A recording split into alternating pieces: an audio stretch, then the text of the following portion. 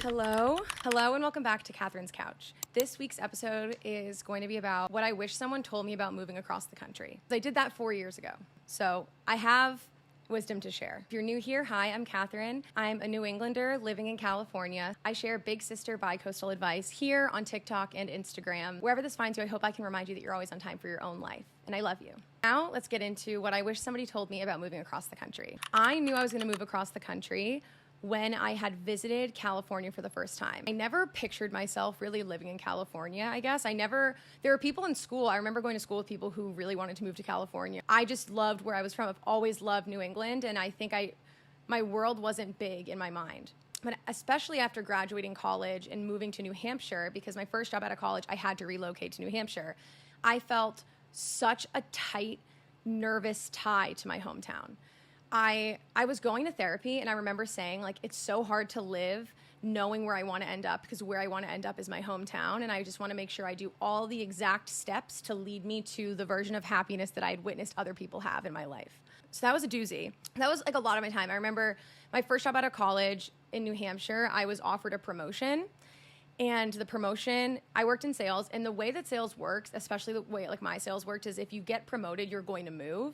And my promotion would have moved me to upstate New York. And on the trip to interview for the position, I decided I was leaving the company. I was like, this is just not for me. All of the decisions that I have been the most proud of in my life are when I listen to my intuition when it whispers to me. And they also tend to be decisions that ripple in my life. So anyway, I had said no to a promotion. I moved back in with my parents, got another job, and was living in Massachusetts, not my hometown, but like 30 minutes away from it for a good part of my mid-20s. Then enter TikTok. TikTok came at a really cool part of my life. I had just ended a 3-year relationship with somebody that I had lived with, and I had ended the relationship not because he was horrible, not because it wasn't healthy, but because we weren't each other's people.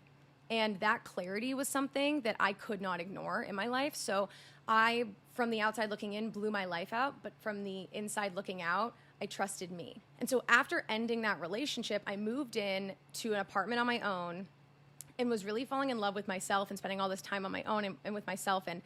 And it was coming on a year of living on my own.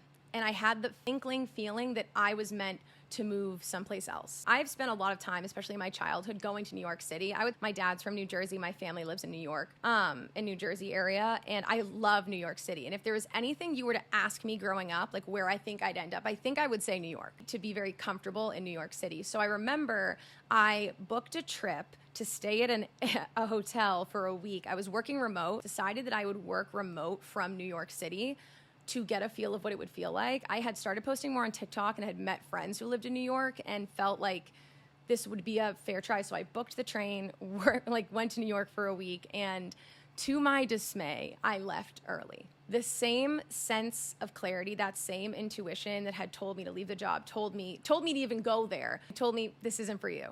I booked a train home, and I succumbed to the fact that my idea of where I would go next, New York City, was not it for me. I didn't know what it was, but I knew that wasn't it.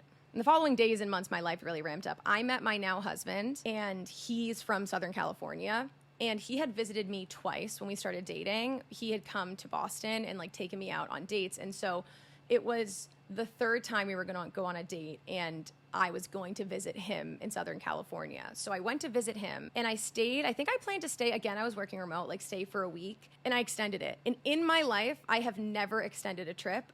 I just knew. And I know this isn't logical because it's true. I just knew. I was like, this is where I am meant to be. I'm outside. This is right. I loved California, and I didn't really know what that meant for me. At the time, my husband was living with 2 roommates who are our friends. One of them is a girl, and one of the other roommates was moving out around the same time my lease was going to end. And the girl and I got along, and she was wondering if I wanted to take the 3rd room in their house.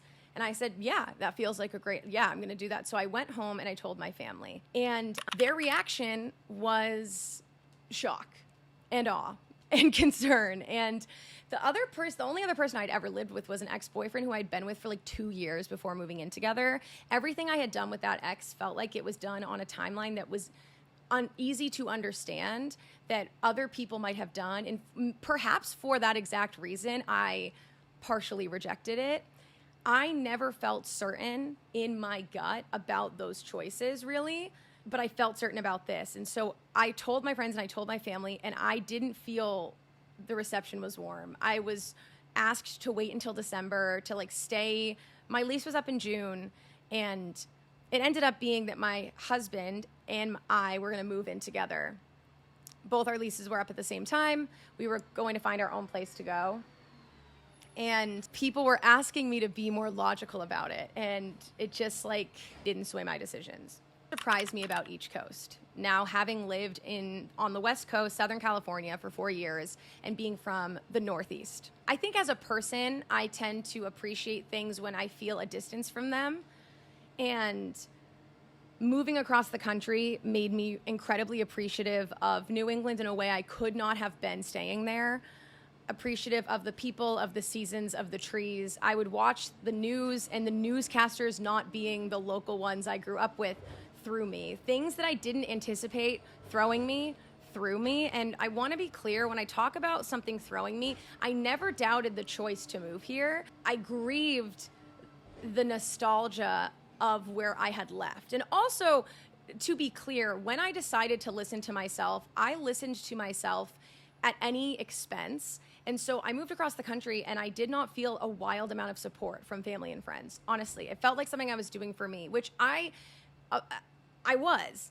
With that said, not feeling supported can be very isolating, and I think I was grieving a lot at that time. There was a lot of identity shifts that I'll talk about in a second, but I also want to talk about things about California that I didn't expect. So specifically, the people in California are incredibly warm and nice. I know that people say people from New England are kind but not nice, and people from the West Coast are nice but not kind. And I think I, in general, softened my experiences and my feelings about that now living here. I feel people in New England may be rough around the edges, and I've had this theory that maybe because we have the winters and we're used to founding the country, that we are more protective of things. No matter how long I live elsewhere, I'll always be a New Englander. So there are parts of being from New England I can't separate myself to recognize, and things that I will always love because they're things I recognize in myself and that remind me of home. With that said, people in California are so warm. I remember I first went to Trader Joe's here and someone asked where I lived, and I was like, what? But they were like, oh, that neighborhood or whatever.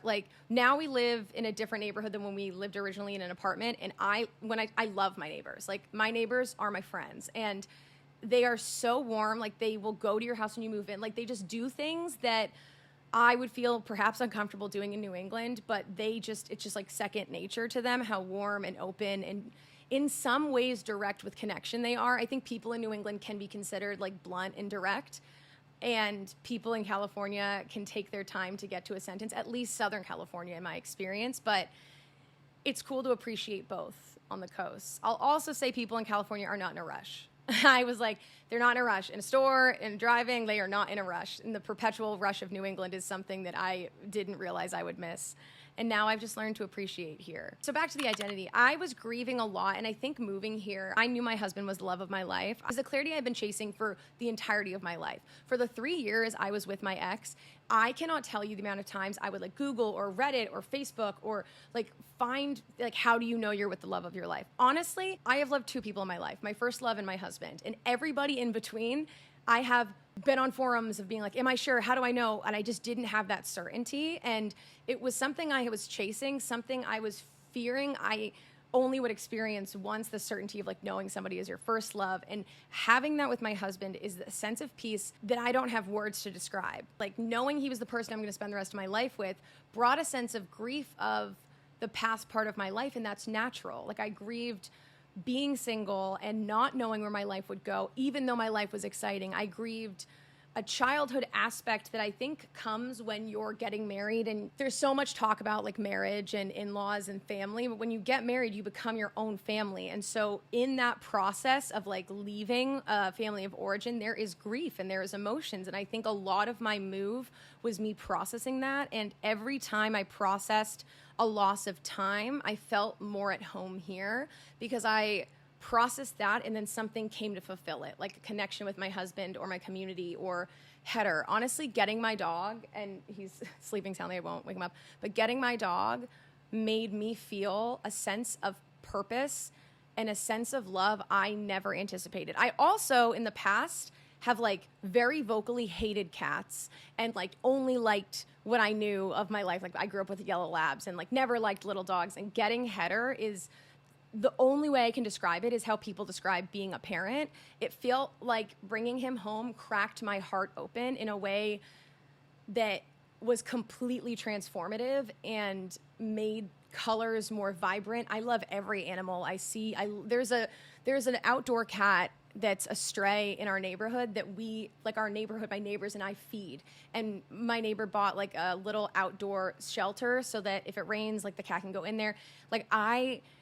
Things are brighter and more vibrant in a way that is so alive to me here. And I think that is due to the decisions I made. Not that is like something I got because this is the place. It's because it's the place I needed to go to for me in my journey. Like when you make a decision that is counting on yourself, I think particularly when you make a decision and you're listening to yourself and you decide that your journey is different and you need to listen to yourself, that leap of faith always takes you to a pasture that is wide and green and lush and full. And the more times I take that leap, the more beautiful the world is to me. People noticed the shift in me as well. Like my friends and my family noticed my ability to slow down moving here. I was able to listen to people easier. I felt like a sense of peace, and that is the peace that comes with taking that leap. Enough about me.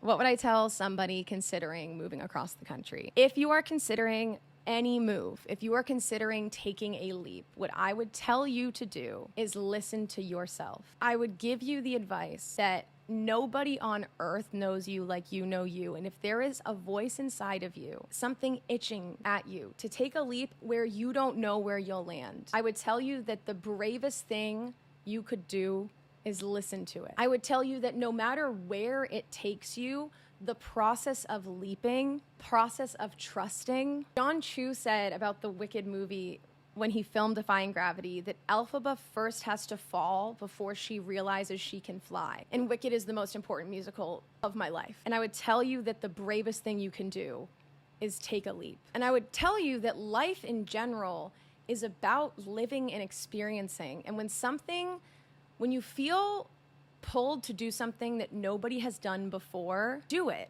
Doing something you've never done or haven't seen done or hasn't been modeled for you is the only guarantee to feel a feeling you've never felt before. And that's the whole point of being here. Making your world bigger makes you a better community member. It makes life brighter. And the whole point of being here, I think the point of life is to be kind and to help one another and to be the most authentic version of you that you can be. And I think that life-altering experiences of taking leaps of faith allow you to meet people better, because by doing it, you experience feelings you would never experience before, and you're able to empathize in a way that you would be incapable of doing if you never did something that you were nervous about, if you never took that leap. When you're making a big decision that people in your life haven't made before, nobody tells you that the decision itself and the listening to yourself is the hardest part. And of course they don't, because if it was something that was encouraged, if it was something that wasn't so life-altering, and if you were encouraged to do it, perhaps it wouldn't be as scary. But I'll tell you, as someone who has spent her life making those choices, every time I have listened, every time I have taken the chance on myself, I have been better for it. I have been glad I did it. And I've been grateful for the journey of it. Logistic-wise, if you're going to ship a car across the country, that's like a whole different thing, and put an Apple tag in it. Remember that savings, if you're saving up, if you're a tourist like me, like savings are meant for moves and changes. Taking a chance on yourself is never the wrong thing to do. So go take that chance. I can't wait to hear all about it from you. I love you so much. Thank you so much for listening. Make sure you like, comment, subscribe. I put out new videos every single Wednesday. And if no one has told you yet today, let me be the first to say you're always on time for your own life. I love you. I'll talk to you later. Bye.